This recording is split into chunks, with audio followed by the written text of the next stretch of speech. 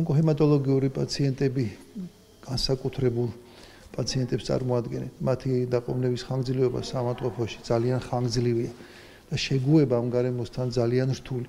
ერთ-ერთი აუცილებელი კომპონენტი მათი წარმატებული მართვისა და მკურნალობის არის ფსიქოლოგიური მხარდაჭერა.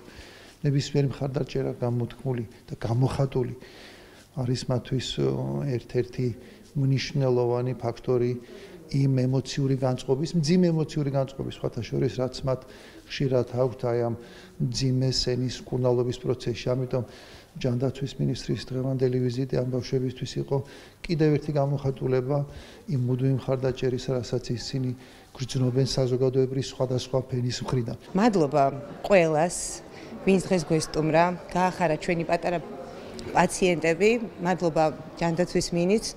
მე პირადად მინდა რომ მიულოცო ყველას, განსაკუთრებით მინდა მიულოცო სამედიცინო სექტორის წარმომადგენლებს, ექიმებს, ექთნებს, რომ არ არსებობდნენ ეს ადამიანები, არ ვიცი რა იქნებოდა ჩვენი პატარა პაციენტების ბედი.